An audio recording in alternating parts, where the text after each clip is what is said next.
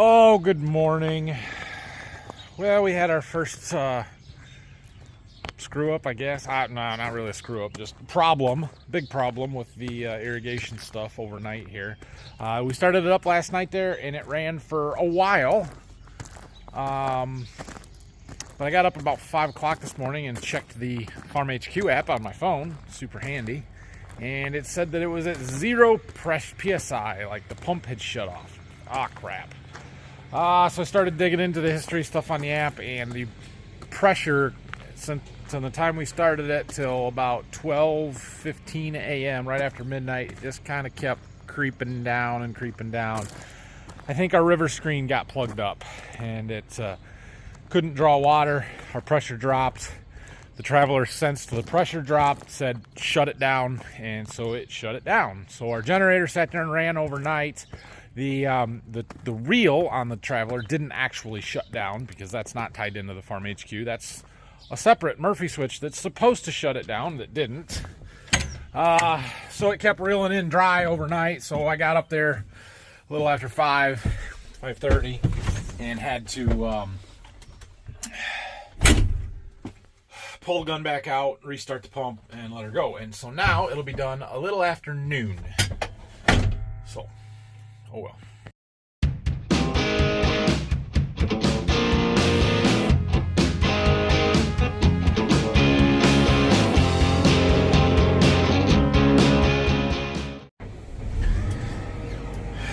Now you'll notice that we are in a tractor. Brock's going to be here in a little bit, and goal for the day is to get this anhydrous bar cleaned up and maybe start disassembling.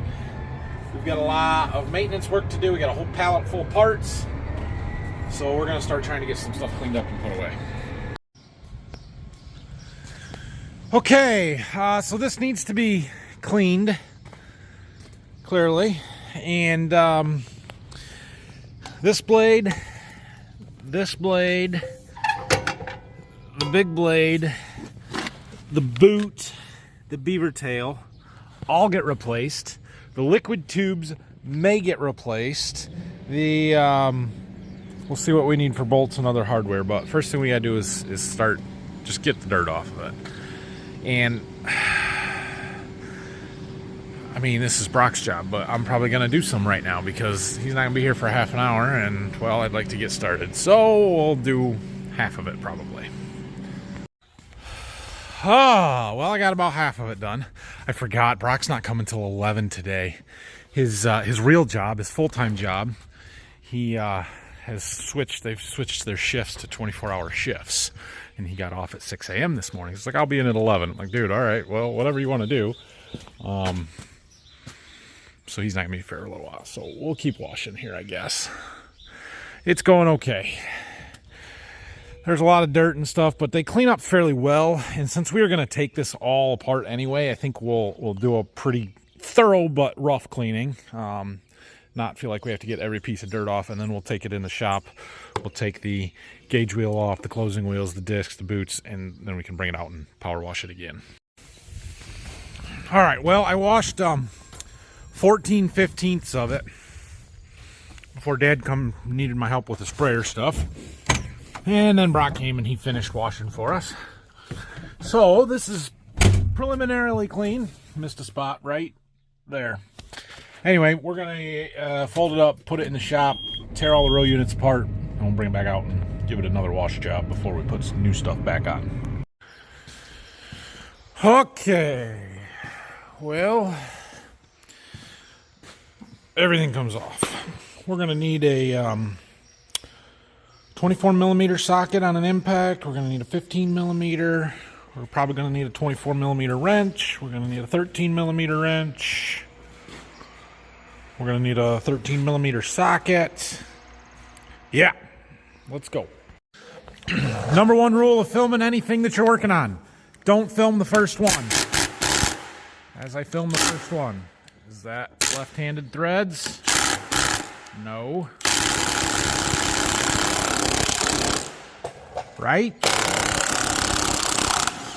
Ooh, that came off rather difficultly. There's a bunch of spacers that I just spilled in there. Okay, but that's out of the way. Oh, let's see here. Well, let's turn this up to, you know, real power.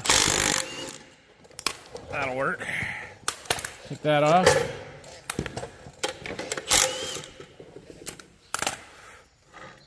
Take that off. Now the hose have to come apart farther. Take those discs off of there. Okay, now we need to back off this bolt.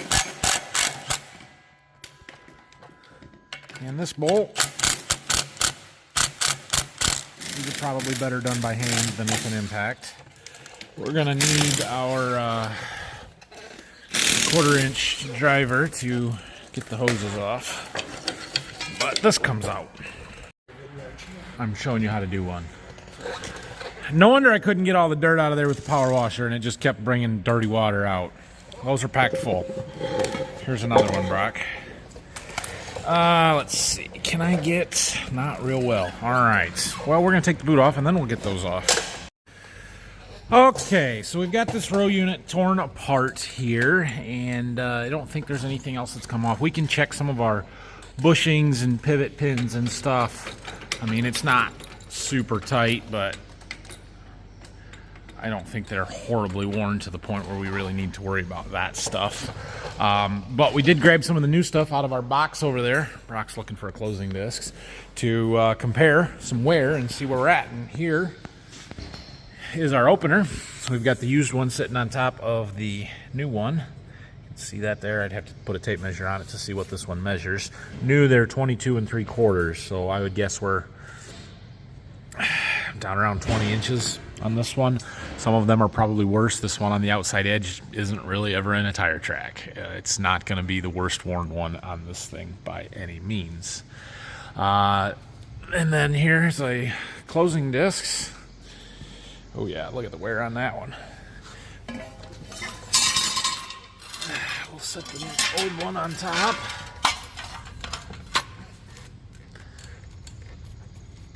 Significant, right? Maybe not as much as I had thought initially, but there's enough wear on there that we're going to replace them. If I get it lined up right. Match up better. Nope, not there. There. Okay. This is the one that was costing us, though, or causing our trouble. This is the boot. So this is the part that rides behind that blade that holds the tube, right? The anhydrous tube goes in here like this, and you can see it had worn it right up to the bottom of that tube and was wearing the end of the tube off, and that's why it was plugging up with dirt. But look how much wear has happened right in this area. Just totally worn off. And what you can't see from that angle is the thickness difference and how, yeah, look how thin this is compared to this one.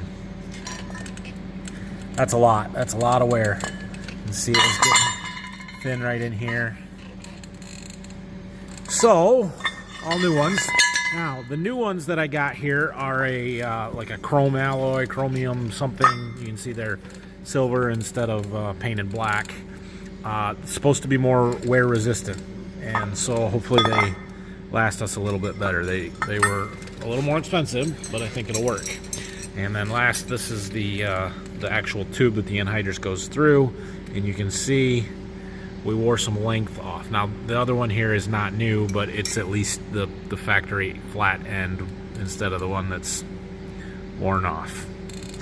I suppose we could cut that off square and flat and it would still be okay, but I don't know if that's what we want to do. Here's the beaver tails, used versus new. Some of these are a lot worse on other rows. Heck, some of them are just gone. Like I said, this isn't the high wear row in row 1 here, but it's worn significantly and substantially. So, rebuild. Okay, I'm gonna let Brock tear these apart for a little bit. I gotta go get the boys. Go pick them up. So, yeah. All right, I just got back. We got some boys with some cookies and some lunch. I just got a text message that my traveler is done. Farm HQ box sends me an alert when it stops, and it's about time that it was supposed to be done anyway, so we got to get up there and get it moved. All right, we are just about ready to pull this out the other way here. Disengage it, and I got to let it down, and we're going to pull it out. It gets a little muddy. The wind is not as bad today as it was yesterday, but it is still blowing it this way, so when we're trying to shoot it that way and it's blowing it back, it gets the center all muddy here. A little harder to work, but it's okay. Okay, well, we got our gun sitting way out there. We gotta go start our pump up. This is ready for the next pull. This will be our overnight. We'll pull back towards the woods. These are just shy of a full pull. I'm guessing, I don't know, 1,100 feet, something like that. All right, we got our pump back up and running. I put a little more fertilizer in the tank on there so we can kind of watch it. It's been using it. Looks like it's supposed to. One thing I am a little concerned about, we're starting to get a lot of debris building up on our screen. I think that's what our problem was last night. I tried to clean it off before we started here, and the problem, part of the problem, is that our river channel here kind of runs right through there, and we've got that kind of obstruction. And so we've got a little cove here, and the water's not flowing through there fast. So even when the stuff is loose, it doesn't get flushed downstream. It just kind of sits there, and then as soon as I turn the pump on again, it sucks it right back to the screen. So yeah, we might battle that while we're up here. But the good news is, this run and one more, and we're halfway across the field. So, you know, this field goes quick because there's only 5 lanes. It's 10 runs. They're pretty long runs. It's not as much work as the other one. A little shorter than I thought. 1,054 right here. It's fine. It's a good pull. We're hitting the trees. So 8 hours and 45 minutes puts us, it's almost 1 o'clock or 1:45, puts us at 8:30 tonight. So all seems to be good. Should be fine. We'll come back and get another overnight run started. We'll probably pull the next one a little bit slower, so that instead of 8 hours, it takes 10 or 11, and we'll go from there. Are you guys being good? Yeah. Somehow I doubt it. All right, we're gonna try and go out through the second run that we made yesterday afternoon. This is the one we just finished. It's wet. Let's see how much this one up here is dried off, and if we can get up to the road out this way.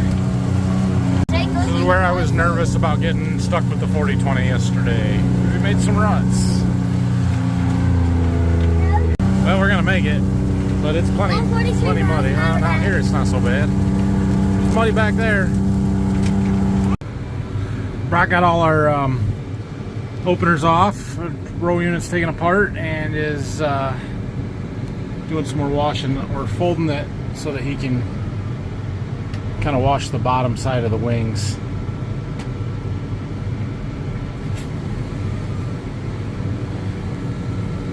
We still didn't get that spot in the middle.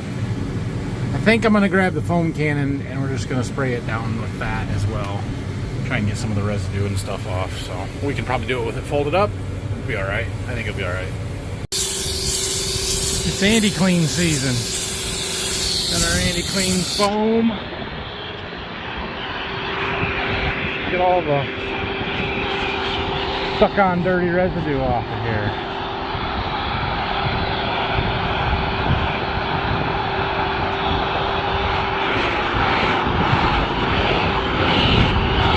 Maybe. At least we're trying. Hopefully. Now there's more foam on the ground than there is on the toolbar, but that's okay. It does help melt the dirt off. We'll let Brock rinse it down, unfold it again. We'll put it back in here and start putting stuff back together. Alright, well, we got this all cleaned up as good as it's going to get. If I was super duper dedicated, we'd get a can of black spray paint and go through and paint all of this kind of stuff and underneath here where it's all the paint's wore off. We're not. It's going to look good enough as it is. So, 22 3/4 as advertised. Just curious what some of these are. I can tell some of them are better than others, but this one's just over 20, not quite 20 and a half. It's not horrible, but it is worn. So yeah, I'm gonna piece this one together and we'll see how everything looks. make sure I do everything in the right order and see if there's any more pieces that I need to get too. You think that 1/4, 3/8 of an inch difference in the length of those tubes is going to matter? I had to cut this one off and I got it cleaned out and rounded off and looks really good, but this is the original length. I'm debating whether that's going to work or if I need to buy new ones. Alright, well, we've got this one row unit pretty well back together. We've got our boot on there with the new beaver tail, the tube, everything is good there. I put the gauge wheel on. One problem, hold on bud, just hold on a second. One problem that I have is this gauge wheel. I'll wiggle to it. I don't know if it's the bearing bad or if it's loose inside this plastic half, which we had some on the bean planter that were like that, so we're going to have to address that. Put the new closing blade on the wheel part here, and I waited on the rest because we're going to paint those. So I had brought painting the rest of them. We can paint this one in place, but should work. So Ryland's helping me, and we're getting the next one. So I've got the next boot ready. We're putting the tube in. You can see that the tube is recessed in there a little bit. Not a long ways, but it is some. And once that wears, then it wears into the tube, which is what we were seeing. So this is a one that's the regular length. So we need a beaver tail, and there's a little rubber plug that goes in there. We'll put that on, and then we'll mount it up there. All right, so we've got the tube in. We've got our beaver tail on, new beaver tail. I put a new bolt in that one. Now we got to put this in there. It kind of is a spacer to keep that plug or the pipe tube where we want it. Oh, now I have 5. Everything is harder when you only use one hand. Anyway, let me get that in there. There, just like that. So now we are ready to put that on there. It goes on this bolt, and this one kind of fits in this little hole to hold it in place. Okay, you ready? Oh yeah, gotta get those screws out. Here, give me the blade, I got it. Let me roll it to the back. Okay, take all those bolts out.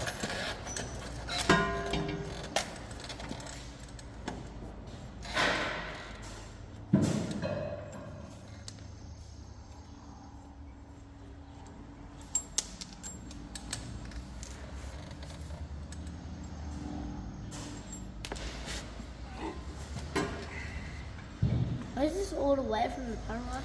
Yeah. Okay, got them? Alright, I'm going to hold it up there. You ready? You're going to put the bolts in for me. Nope, you got to do it by hand first. Put the drill down. Oh. Okay, we got to get the holes lined up. I don't see it anymore. Can you tell me when you do?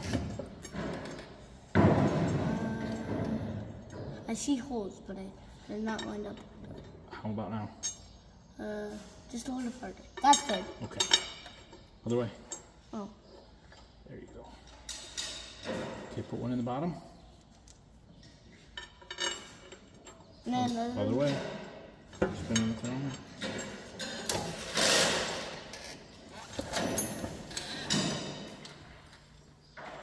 Okay, get the drill at impact. We're going to tighten these two up just a little bit, just until it makes a sound. Oh, the wrong way. My fault. again? Hold on. Oh my. You keep forgetting. Okay, go. Okay, top one. Okay. Alright, get the other 3 put in. I'm gonna put this one in first since it'll fall that way. I don't want that. I wonder if we're not quite lined up just right. Let me see. Yeah, okay. Here, let me see. We gotta loosen it up just a little bit.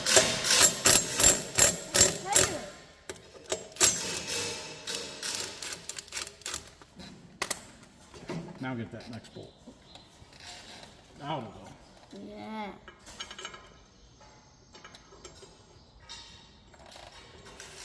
Now you're Okay, last one.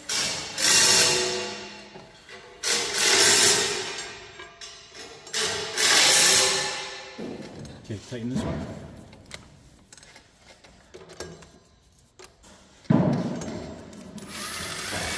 Okay, this one. Oh, you gotta keep it pushed on. Go.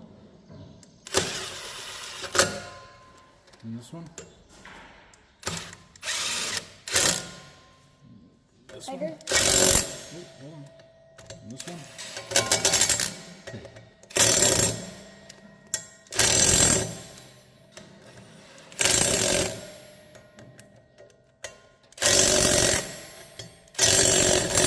Good job. Give me 5. Can we do another thing now? Well, I gotta get the next boot ready to put on. Okay. Okay. This one's kind of heavy. Okay. Keep it pushed on there tight. Okay. Good job. Now I don't gotta hold it. This won't move. I know. It's supposed to be tight. All right. Well, we've got 5 rows done. Put together, all in good shape. Everything looks good. The only concern I have is this one wobbly gauge wheel. We'll have to take apart and address, and we got to paint that one there yet. So Brock's working on painting those closing wheels. We're going to have some scrap here, obviously, some stuff to get rid of. But I have a few other things going on, and we need to have a conversation about why we use this with anhydrous instead of liquid in 28 or other options. So we're going to talk about that. All right, I got to get some numbers around so we can talk about liquid versus gas and stuff. But there's a chance of rain tomorrow. It's not going to rain tomorrow, but there's a chance. And so we're going to plant the last of the sweet corn. It's the 22nd of June. It's time to get it planted. First planting's coming along. It looks okay. I should be watering this more. We've watered it once after we planted the second one here. It's up. Looks okay. But haven't since. It's really dry. So we got room to plant one more from the end of this patch here. 1 row push planter. We are for sure not planting into moisture, so this stuff is just going to sit there until it rains or we water it. Getting lots of good help. Dad, I know the seeds get out. How do they get out? Because it goes over there, then sometimes it goes over there, but sometimes it goes that way in. Yep. Good job. Okay, we're done. We got just a little bit of sweet corn seed left. What'd you do with the bag? Oh, it's down there. I didn't buy any sweet corn seed this year because I had a bunch left over, mostly from last year, and then I gave all that away. So a lot of the stuff that we're planting I've actually had for 3 or 4 years. But it seems to be growing, so it'll be fine. Okay, Brock had to go home, but here's our progress for the day. So we got 5 rows done, and then we got all the closing wheels painted and assembled. So it's just a matter of going through and putting stuff back together here. Should finish that up tomorrow, no problem. Shouldn't really take that much to do, so that's good. The boys have a t-ball game, and then I've got to come back and move the Traveler. At some point in there, probably when we're back moving the Traveler, we're gonna go about over this anhydrous stuff. I'm waiting for a 28 price so I can compare. That's what I'm waiting for. All right, we are back from a t-ball game. How'd it go? Good. Good. You hit the ball? Yeah. Yeah. Rylan and I are going up to check the Traveler.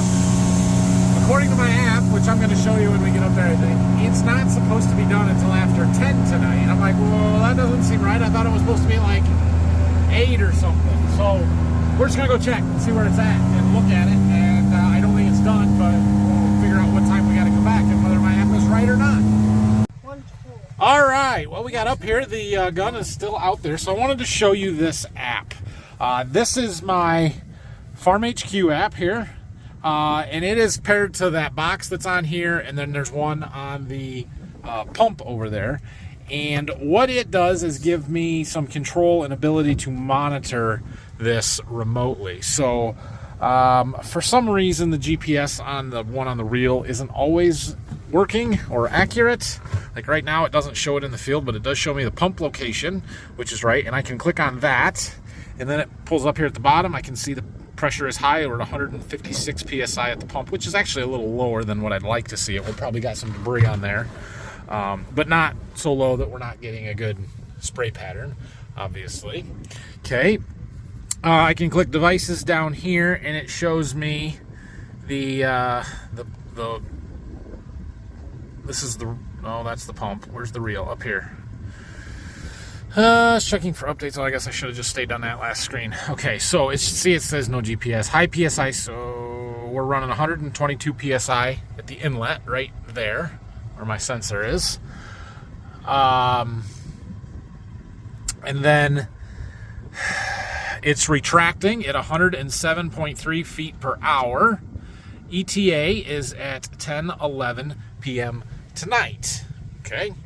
It is 7:01, I believe. We'll go check the hose, but I believe we're at 350 feet to go. And so we can do the math and see how close that's going to be. 348 right there. So yeah, we're about 350. We're going to use that for our math because it's easier. That is pretty close to what it says here. So it says we're 67.5% of the way pulled in on this run at 705 feet of 1,044. Now that 1,044 did not quite match perfectly with what it said, the hose said when we pulled it out, but they're close. So let's get out of there. Let's go to our calculator. This is easy math because we're retracting at, Ryland, please get down. We're retracting at 2 feet per minute. Basic calculator. Okay, clear. So 350 divided by 2 is, nope, not times. 350 divided by 2 is 175 minutes. Divided by 60 is 2.91 hours, just under 3 hours from 7 o'clock. So that'd be a little bit, that would be a little bit before 10. But according to this, we're actually not reeling it in at 24 inches a minute. Now, that's what my computer on there says, but I actually trust this more because this has actually got sensors that's sensing it, and it knows. So, and see, it's changed a little bit. We must be going a little bit slower. So, yeah, sometime around 10 o'clock, we need to be up here. Okay. So, it was right. It was basically right. I mean, we're off by a few minutes, but so what? So, so I'm going to go home and we'll come back later. I probably won't bring you guys because I'm going to have this video done edited by then. But I do want to talk about that 28 and stuff. We're going to go back and fuel up the generator because we got daylight. It's been 24 hours. We need to do that. But that's cool. So, all right, let's talk about nitrogen on corn, right? So we use anhydrous ammonia, NH3. You guys have seen me doing that. You've seen our applicator we've been working on today. That's how we supply our corn nitrogen. I got lots of comments when I was having trouble last week, which we were having trouble last week, and burnt some corn about why don't we use dry? Why don't we use liquid? All of these different things. And so we're going to talk about why we use anhydrous, what the benefits are, why it's not so great sometimes, and the same thing with liquid. Almost felt a raindrop. With 28%, which is what we can get here. Some places get 32% N. We can't get that here because it's too cold in the winter. It'll salt out, so they dilute it with water, make it 28. It actually winters better with more water in it. So that's what we have is available. We also could use dry urea. There's a bunch of downsides to that, and I don't have as much information on it, but there's reasons that we don't use urea. So let's talk about it. So, obviously with anhydrous, we have a major drawback, and that is handling risk. It is an inhalation hazard. It is quite dangerous if there was a leak, a rupture, or something to breathe it in. And what the anhydrous ammonia means is it's basically, it's ammonia that doesn't have any water in it. It is seeking to bind to a hydrogen atom. It usually finds that in the form of water, and that means your eyes, your lungs, your inside your mouth, your skin. It's going to pull all the moisture out of that, and it will burn you severely. You can't breathe when you're in it because it displaces all of the oxygen. It is no doubt dangerous to use. I've taken the safety precautions. I'm always wearing gloves. I've got that full face respirator so that we're protecting ourselves when we're dealing with that. But that is definitely the negative and the downside. A lot of retailers don't carry it because of that risk. If they are located within a town, they're really not supposed to have it. I think a bulk storage tank is supposed to be a minimum of 1 mile from any town or municipality. I thought I read that somewhere, or maybe that's just certain states, but because if there was a catastrophic rupture or something, it would cause a lot of damage and problems. And so that's the major drawback. Now the advantage to anhydrous, there's two big advantages. Number one, it is highly concentrated. It is 82% nitrogen, which means that we don't have to handle the volume, okay? So when it's concentrated as much as it is, we're getting a lot of nitrogen per pound or per gallon, I guess not per pound, per gallon, volume side, that it really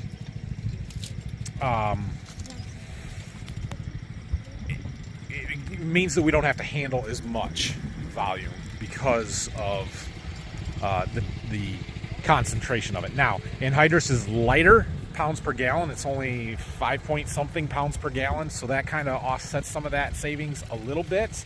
But in comparison to liquid in 28%, and I'm going to run through some of these numbers, it is a huge amount more volume that we have to handle in 28. The other major advantage to anhydrous ammonia is that it is cheap. It is much more economical than any other form of nitrogen most of the time. Now in 2022, last year, everything got super expensive and they were almost the same cost. And it's not the same cost per ton, it's the same cost per pound of nitrogen, right? That's what matters, is how much does a pound of nitrogen cost me? Because I have to put on the same pounds of nitrogen whether I use 28 or anhydrous or a dry product. So anhydrous is typically quite a bit more reasonable. Now there are some other downsides. It is more expensive to apply. You saw our applicator today. All those parts that we're putting on there, they are not cheap. And so we're burning up a lot of iron putting it on. It takes more horsepower to pull an anhydrous applicator. We're burning more fuel doing it. Now I've got that applicator that we can go fast. It's not really a time thing so much for us. For some people it would if you're running a shank style bar. But that is a consideration, is that it costs more to apply anhydrous than it does 28. The other concern that I'm starting to look into a lot more and to trying to understand is, so I cannot breathe in anhydrous, right? If I get too close to it, I can't breathe. I've got to get away from it. It's a hazard to me. Well, in our soil, this is a bean field. We don't inject anhydrous in bean fields, but you get the idea. In our soil, we have lots of stuff living in here, right? We have earthworms. We have all kinds of microorganisms, microbes, bacteria, all kinds of things that require oxygen to live. And if I can't breathe because the anhydrous is displacing the oxygen, what's happening to all of that soil life that's in that band where I am injecting anhydrous ammonia into the soil? There's a lot of argument there that you're almost sterilizing that soil in a concentrated band, and the bacteria have to be able to recover because they help break all of this stuff down. Anhydrous is a more plant available form of nitrogen. It's available as soon as it binds to the water in the soil, whereas liquid 28 is half available and half has to be broke down by the microbes. But there are microbes in the soil that will actually break the anhydrous down further from NH4 once it binds with a hydrogen to NO3, at which point it becomes a leachable, something that will leach out of our soil and stuff. So there are still microbes there. That's my point, is that, well, we can't be killing off everything in our soil. And we still have earthworms. We've been using anhydrous for decades. So I'm not sure how big of a deal that is. I think there is something there to that. I don't know how much. Now, 28, like I said, is half ammonium form of nitrogen, half nitrate form that has to get broken down and converted before the plants are able to use it. But it is a lot safer to handle. Some people think that it's easier to handle because it's easier to pump a liquid than it is to contain a gas and handle it. I argue otherwise because of the volume side of it. But it doesn't have the safety risk quite so much. Now, the anhydrous will also burn the corn, right? So when we get it bleeding off and leaking, or we turn on the ends and stuff, you guys saw some of that, or it'll burn our corn.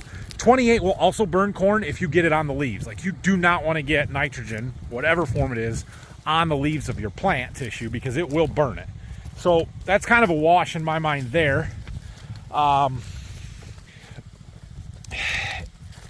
The 28 is much safer for the soil life, the microorganisms and everything that live in the soil.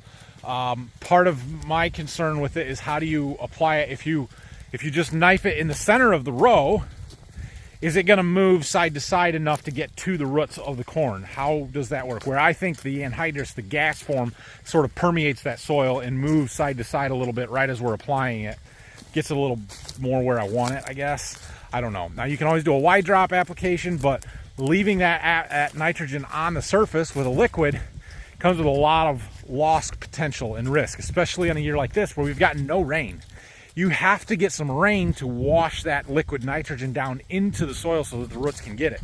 If it lays on top for more than a week, 10 days, especially hot sunny days, it's going to volatilize. It's going to just float away in the atmosphere as nitrogen gas, which our atmosphere is made up of 78% nitrogen. That's what it is. So there's more risk with that. And there's no way I would ever consider applying all of my nitrogen surface applied with a wide drop or just a dribble hose or something like that. If we're going to go to liquid nitrogen, it's going to have to be with a knife style applicator that's going to put it under the soil surface. So I got some pricing around. I knew what our anhydrous cost us. I asked what 28 cost, and I did some numbers here. So let's crunch some numbers while we watch the Traveler go. Actually, I'm going to probably turn around so I'm looking at the camera, but you can watch it in the background. You're okay. You're good, bud. So, I'm not gonna tell you the exact prices that we've got right now because I don't think my supplier would appreciate that. But here's some highlights, right? So in a ton, we buy all this stuff by the ton. In a ton of anhydrous, there is 1,640 pounds of N, right? 82%. In a ton of 28, there is only 560 pounds of nitrogen. And so when I do the math and break it down, like how much does a pound of nitrogen cost in each form? The anhydrous right now, today's prices, is 12.5 cents per pound cheaper. Now that may not sound like a lot, 12.5 cents per pound. However, on our farm this year, we used close to 225,000 pounds of nitrogen.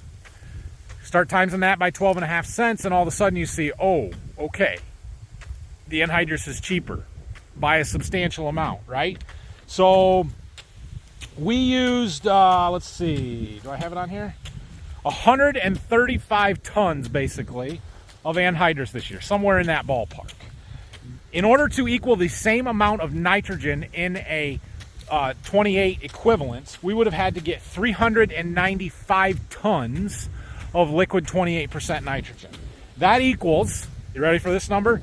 74,528 gallons.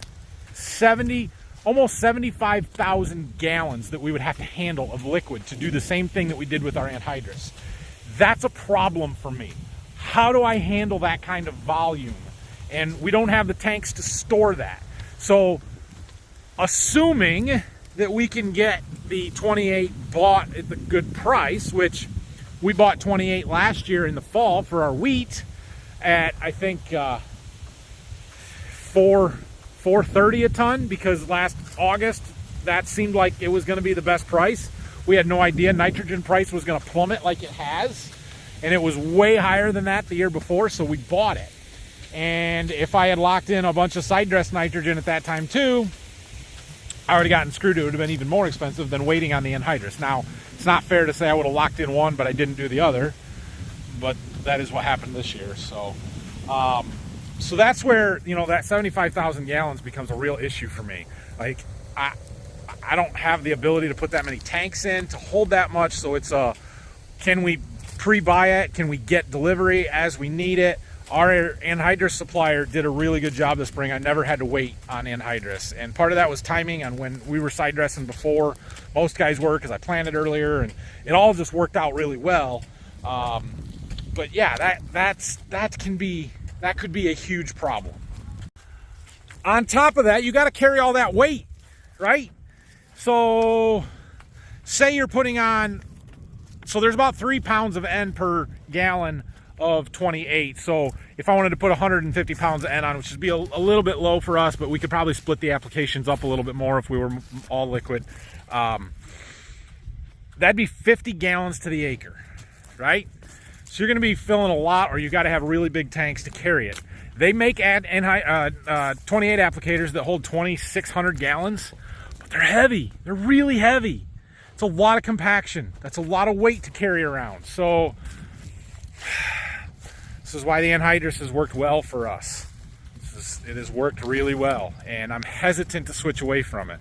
The microbial life side of stuff kind of makes me wonder a little bit whether we're doing the right thing or not, but I have a hard time switching away from Anhydrous just from that standpoint. So back to the cost side of it.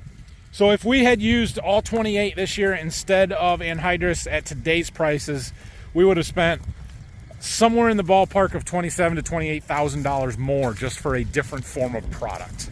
Now, would that have been offset by applicator cost, lower application cost? Not that much. Maybe a couple thousand, 3, 4, 5 at the most, I would say.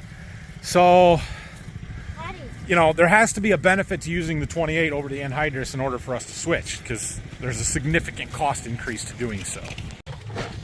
So, anyway, what I mean to say out of this is there's a reason that we use Anhydrous like we have, and I don't see us switching anytime soon, really. So the other product is urea, dry urea. I would never, ever, ever consider side dressing or top dressing with urea and spreading it on top. I don't think that is a good idea. The urea is more volatile than 28. You have significant risk of loss. There are some coated urea forms that can help with that, but again, you have to get rain to get it down into the root zone. The only way I would consider urea is if we spread it pre-plant before we used our field cultivator and we worked it into the ground and it was just done in there. But its cost falls somewhere between 28 and Anhydrous. Most of the time it's still more expensive than the Anhydrous, and it comes with some major application problems. It is very hard to spread a dry product evenly and get a good spread, at least with a spinner spreader. If you were doing strip till or something, you want to put it in a spring strip, that's one thing. I don't think spring strip till works here, so dry is not really a consideration at all. So I hope that answers your questions as far as why we use Anhydrous versus 28. Now, if I had a good 28 applicator, it's not going to wear like my Anhydrous bar does. You're still going to get some. You're still going to have maintenance.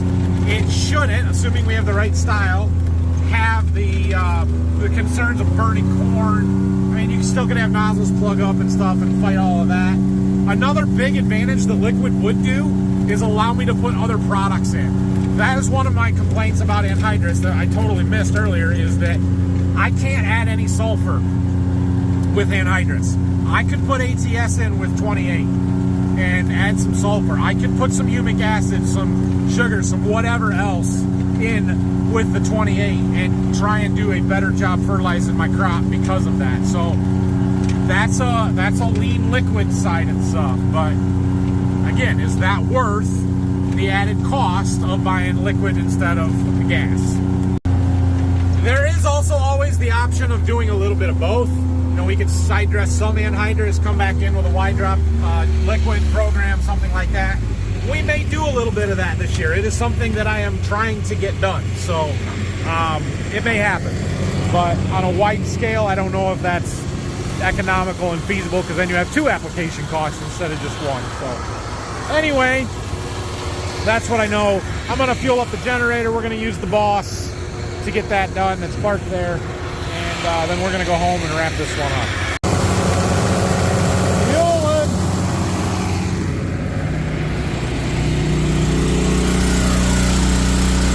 Boy, this thing is awesome. So much better than a 100-gallon transfer tank in the back of a truck or the back of a little trailer I'm pulling behind an ATV like I've done in the past.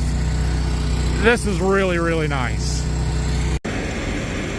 98 gallons today, just like that. We're a little later than yesterday, so it's been more than 24 hours. What? Are they going to let you see if you want to? They are. They're going to let us see if we like it. Do you like it? I do. I do too. So are we going to buy it? I don't know if we're going to buy it or not. We're going to run it this summer. We're going to use it for the combine when we get to wheat harvest. If you buy it? Well, this summer they're going to let us use it and see if we like it. And if we do, then we'll buy it. But how much money does it cost? I don't know. It's a lot cheaper than some other brands, but it's still a lot of money. But it's pretty nice. If you need a fuel trailer, it's probably worth it. It charges the battery for the lights. This one's really cool. It's got lights on it. It's got a power jack, DEF tank. I mean, it works. That's got a light on it? Yeah, I put a light on the generator too. I did. Nope, I put that there so I could see when it was dark back here. Ready to go? All right, so we are headed home. Thanks for watching today. This video probably got long on me again. I was trying to keep it short today after yesterday's really long one, but that's okay. So have a great night, everybody. We're going to keep working on our anhydrous applicator tomorrow, keep watering beans. If I feel like I have something else going on tomorrow that's important, I'll remember it when I get to it. So have a great night. We'll see you again in the morning. Don't forget to subscribe to the channel and give me a thumbs up if you would. I would very much appreciate that. Tell them bye.